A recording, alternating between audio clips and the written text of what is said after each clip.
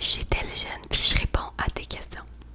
Je tiens à dire que je suis pas littéralement une intervenante chez tel jeune, mais ça ressemble à des conversations que tu peux avoir si tu les appelles ou tu leur écris.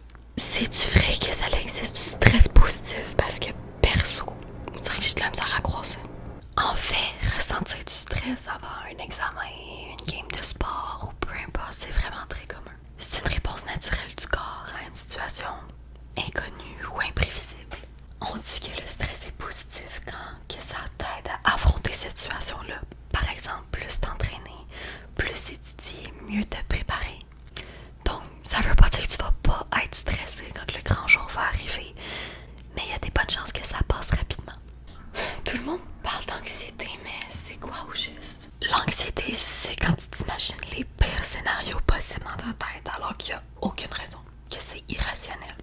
Genre, si je rate cet examen-là, je vais couler ma session, je perds toutes mes perspectives professionnelles, puis je rate ma vie.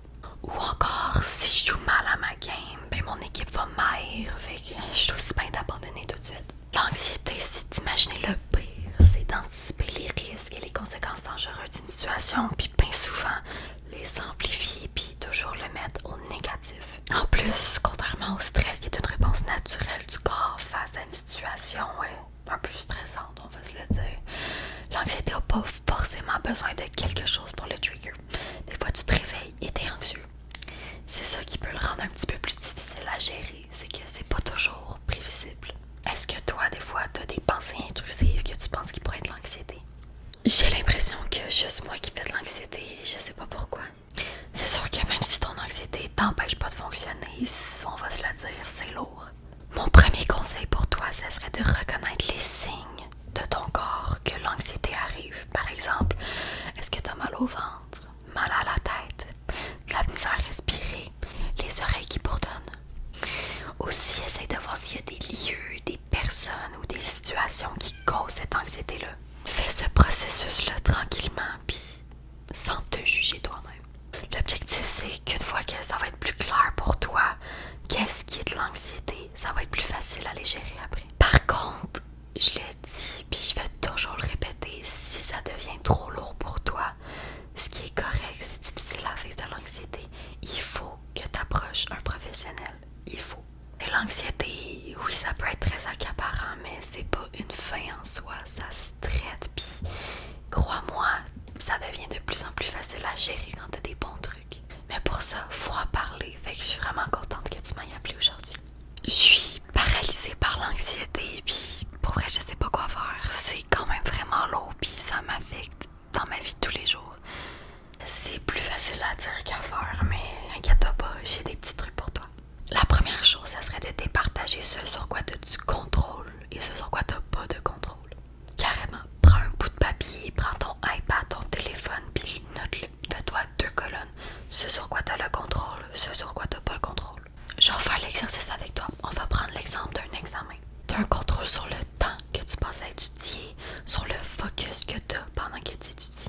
Mais par contre, tu contrôles pas quelles questions exactes seront posées dans ton examen, par exemple. C'est là-dessus qu'il faut arrêter de dépenser toute ton énergie parce qu'au bout de la ligne, ça change rien. T'as pas contrôle sur les questions qu'il va avoir à ton examen.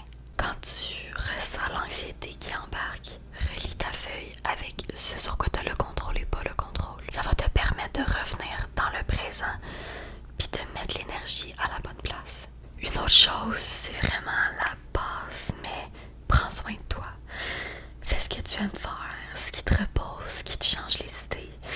Surtout quand il y a un événement stressant qui s'en vient, essaye de bouger, de rire, de voir tes amis, de faire une activité qui te donne des petits papillons dans le ventre.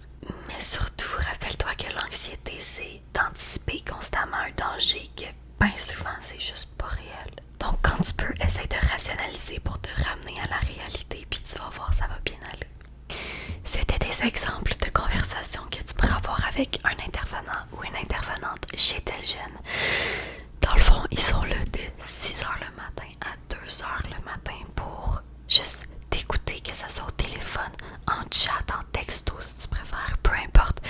Il n'y a pas une situation trop petite. Là, on a focusé sur l'anxiété, mais ça peut juste être, hey, t'as une chicane avec ton ami, puis tu sais pas trop comment dealer avec ça, t'as juste besoin de te vider le cœur, sans jugement, peu importe la situation, tel jeune est là pour toi.